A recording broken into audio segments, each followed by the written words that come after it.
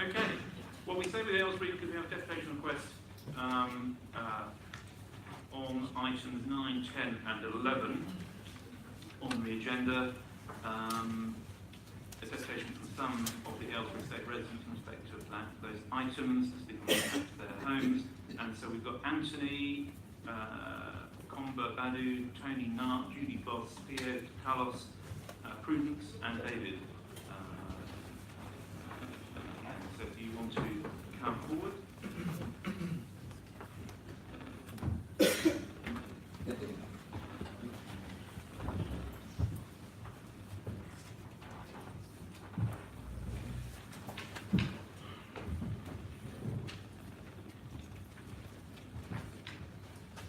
So hello to all of you. Some of you we've met before, others we haven't, but a warm welcome this afternoon. You've got up to 5 minutes to address us, and then we've got up to 5 minutes to ask you any questions that we may have. So over to you. If you want to introduce yourselves, then please do. I think I'll just stick straight to reading the statement. As leaseholders and residents of the Aylesbury estate, we are making the statement public because Southwark Council, the developers Notting Hill Housing Association, central government, and all of those profiting from the current housing crisis would prefer that we didn't. For too long, my family and thousands like us have suffered the silent oppression of state-endorsed social cleansing. Southwark Council has a history of violent social cleansing, and it is yet to answer for the brutal displacement of residents from the former Haygate estate. This oppression happens invisibly via cabinet meetings, in council offices, and coded into email chains that never see the light of day. The oppression is drawn out over years, and the uncertainty eats away at the mental health and stability of its victims until they can take it no longer and cave. I want to say this: we will not cave. My family, our friends and neighbours and fellow activists will not cave. Southwark Council has made a fatal error in judgment by deciding to abuse the rights of Judy, of Mary and Felix, Grace and Solomon, Deji and Grace, and all the others like them. My parents have paid for their education in this country. They have worked tirelessly and they have paid their fair share of taxes. They started their own businesses, and come rain or shine, they paid yet more taxes. They saved what they could and chose a well-located home of their own, surrounded by their community. They raised respectful, educated, law-abiding families in these homes. And while the council was happy to collect years of council tax and service charges and major works fees from these families, they are now deaf to their appeals for justice when deciding to dispossess them of these homes. At this cabinet meeting, you'll be asked to approve the compulsory purchase order for 3 properties on North Church, 57 to 76.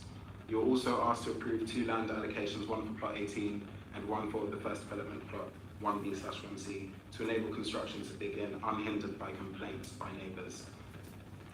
We strongly believe that both requests should be denied, as the regeneration has no legitimacy in our eyes, for the reasons stated above and for the further following reasons.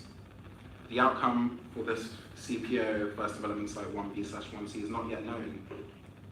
If the Secretary of State decides not to grant the CPO, this will influence the progression of the entire redevelopment programme. The land North Church 57 to 76 sits on is not needed for the development of plot 18. This was just made clear. Property valuations on the estate are still disputed, so no CPO should proceed until there is a resolution.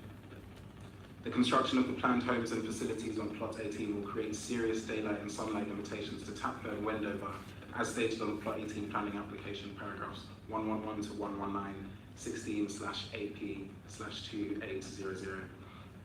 This is considered acceptable by you because Taplow and Wendover are earmarked for demolition. However, neither site has planning application yet.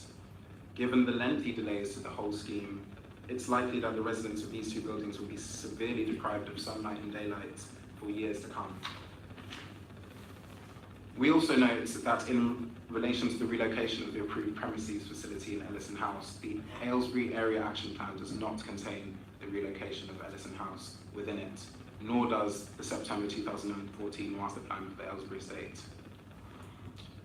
We continue to demand the refurbishments rather than demolition of the estate, including the remaining Chartridge block, North Church, Wendover, Taplow and the rest, to save the existing diverse community and to say no to social cleansing.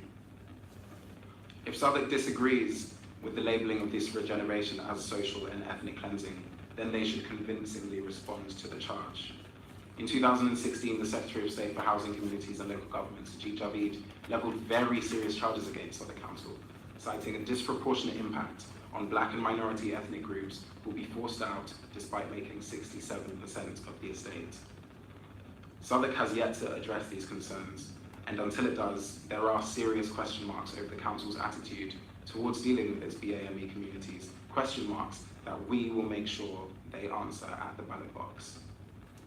Issue the CPO if you must, but from the moment you do, we will be calling on a host of figures to hold you to account. In Labour's election manifesto, they promised a new deal for housing and a new department for housing to tackle the housing crisis. Last week, the HDV was shelved after concerted effort from numerous objectors, including newly elected Labour councillors and a Labour MP. Why are Southwark's Labour councillors continuing to persecute their voters in the light of that pressure and with their track record from the Haygate estate demolition? Last week, Southwark turned off the hot water in our estate again.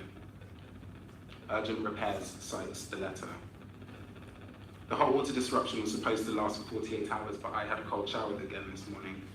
Southwark thinks that its strategy of managed decline will beat us into giving up the fight. But everybody knows that when you have a cold shower, you emerge feeling refreshed. So thank you, Southwark Council, for the refreshing start to my day, our day. We're wide awake, we're ready, and we will take you down. Fine.